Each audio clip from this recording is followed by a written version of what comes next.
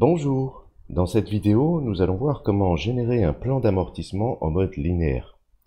Parmi les différents modes d'amortissement qui sont couramment pratiqués, le mode linéaire est sans doute le plus commun et le plus simple. Alors rappelons tout d'abord qu'en comptabilité, un amortissement est une charge calculée qui révèle la consommation d'avantages économiques futurs et non une charge décaissée. Il n'y a donc pas ici de mouvement de flux de trésorerie. C'est-à-dire que c'est une charge qui va modifier le résultat comptable de l'entreprise en fin d'exercice sans que cela n'engage de mouvement de trésorerie sur les comptes bancaires de l'entreprise. Cette charge correspond à la portion d'actifs immobilisés qui est utilisée pour conduire l'activité de l'entreprise. En effet, les actifs immobilisés ont vocation à demeurer dans l'entreprise pendant une durée assez longue, en tout cas supérieure à la durée d'un seul exercice, c'est-à-dire en général 1 an. C'est le cas par exemple d'un véhicule d'entreprise pour lequel il est communément admis, ou indiqué par le constructeur, disons, qu'il est capable de parcourir environ 200 000 km sans rénovation majeure ou restauration, autre que l'entretien qui lui est classiquement réservé. Les salariés de l'entreprise ne vont pas parcourir les 200 000 km possibles en une seule année. Il faut donc répartir ce potentiel, cet avantage économique, sur plusieurs années. C'est le principe même d'un amortissement. Rappelons également ce qui est amortissable. D'une manière générale, les amortissements ne sont applicables qu'à des actifs immobilisés, ce qui exclut les achats de marchandises, de matières premières et de consommables en tout genre. Ainsi, une entreprise de bâtiment ne peut pas amortir une boîte de clous. C'est plutôt une charge qu'on retrouve au compte de résultat. C'est à noter également qu'il ne faut pas confondre la notion d'amortissement et la notion de dépréciation. On peut ainsi imaginer déprécier les clous du fait qu'ils soient rouillés suite à un mauvais stockage. Et parmi les actifs immobilisés, tous ne sont pas amortissables. On exclut d'emblée les immobilisations financières qui correspondent aux prises d'intérêt financiers de l'entreprise dans d'autres entités ou véhicules d'investissement. En effet, l'entreprise ne consomme pas ces immobilisations pour les besoins de ses activités. Il n'y a donc aucune raison d'en réduire la valeur d'emblée. Elles peuvent par contre être dépréciées. Enfin, parmi les actifs immobilisés corporels et incorporels, certains ne peuvent pas être amortis.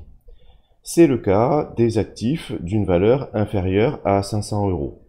C'est aussi le cas des terrains nus qui correspondent à un droit de propriété foncière sans échéance d'extinction de ce droit. Par contre, les bâtiments qui sont construits sur ce terrain sont amortissables puisqu'ils perdent de leur valeur du fait du temps qui passe. Et c'est bien pour ça que certains finissent en ruine d'ailleurs. Autre exception parmi les actifs immobilisés, le fonds commercial, qui est une notion juridique regroupant plusieurs éléments liés à l'activité commerciale proprement dite, comme la valeur de la zone de chalandise, la valeur d'un portefeuille de clientèle, etc. On n'amortit pas non plus les œuvres d'art, dont la valeur est totalement décorrélée des activités de l'entreprise et dont la valeur échappe à toute logique juridique ou physique liée au passage du temps. Ces précautions étant prises, revenons à présent sur la logique de l'amortissement dégressif.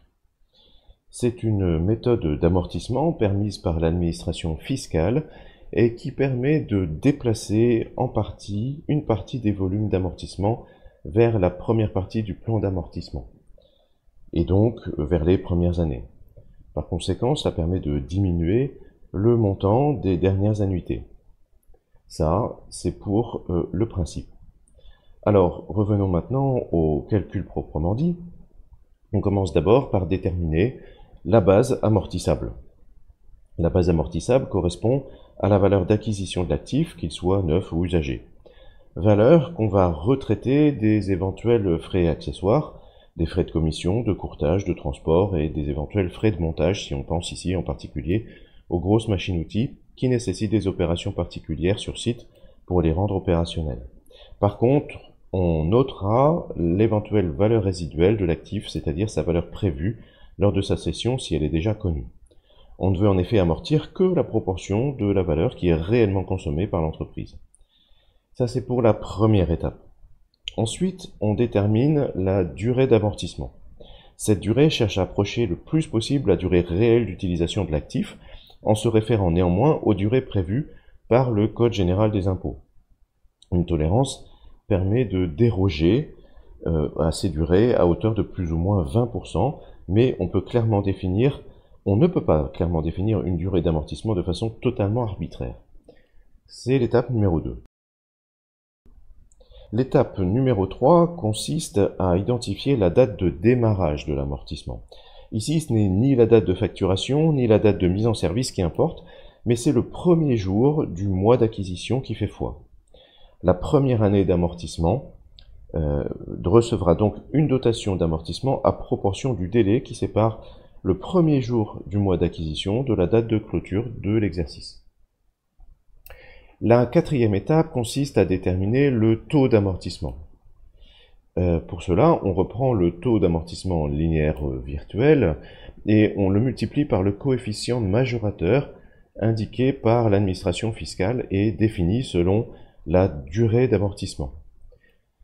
Le pourcentage ainsi obtenu est ensuite appliqué au prorata de la période d'amortissement sur le premier exercice. Pour les exercices suivants, donc en année pleine, on applique directement ce même taux majoré, mais uniquement sur la valeur nette restant à l'issue de l'amortissement de l'exercice précédent. Le taux d'amortissement majoré est utilisé tant qu'il demeure supérieur au taux d'amortissement linéaire virtuel recalculé chaque année. La cinquième étape consiste à calculer la dotation annuelle d'amortissement. Comme expliqué précédemment pour la première année, on proratise en fonction du temps le montant obtenu en appliquant le taux majoré. Et pour les années suivantes, on multiplie toujours la valeur nette résiduelle de l'exercice précédent, soit par le taux majoré, soit par un taux d'amortissement linéaire recalculé sur les années restantes. Ce qui fait qu'on doit avoir, pour les 2 derniers exercices, des dotations identiques issues d'un calcul selon le mode linéaire, avec un taux à 50% pour l'avant-dernière année et de 100% pour la dernière année. On doit également pouvoir vérifier que les dotations annuelles aux amortissements sont bien dégressives au fil du temps qui s'écoule. Alors, terminons avec un exemple d'illustration. Reprenons notre véhicule d'entreprise acheté pour 25 000 €, tout frais compris, et amorti sur 5 années. Le véhicule a été livré et il est entré en service le 20 avril 2024. Alors, dressons le plan d'amortissement, mais cette fois-ci sur le mode dégressif. Alors, on applique toujours le taux d'amortissement linéaire de 20%, mais cette fois-ci qu'on va majorer de 1,75 puisque on est sur ce délai d'amortissement de 5 ans, donc avec un coefficient majorateur de 1,75, ce qui nous donne un taux d'amortissement de 35%. On va donc appliquer ce taux de 35% aux 25 000 €, mais on va le proratiser puisque la première année n'est pas complète. Alors cette fois-ci, on ne fait pas démarrer l'amortissement au 20 avril proprement dit, mais au 1er avril, donc au premier jour du mois d'acquisition, ce qui nous donne donc 9 mois complets d'amortissement sur la première année. Donc on va avoir 9 mois sur les 12, donc une proportion de 0,75 qu'on multiplie par nos 35% et qu'on multiplie par nos 25 000 €, ce qui donne 6 562,50 €. Naturellement, on va retirer cette dotation annuelle de notre valeur de départ pour obtenir la valeur du véhicule en fin de premier exercice 2024, donc 18 437,50 €. Pour l'année suivante, on applique directement les 35% sur ce 18 437,50 €. Naturellement, on a une année complète, donc la proportion ici elle est de 1. Et donc ce qui nous donne une dotation de 6 453,125 €. Etc., etc. Et on voit que à partir de 2027, il ne reste plus que 2 années. Donc si on calcule de manière virtuelle un taux d'amortissement linéaire, on va ici diviser par 2, faire 1 sur 2, on va obtenir un taux d'amortissement de 50%. Ce 50% étant supérieur aux 35% calculés précédemment, on va ici passer en mode d'amortissement linéaire à partir de l'année 2027, et donc comptabiliser 50% de la somme, de la valeur, donc des 7 789 € qui restent, pour calculer la dotation annuelle.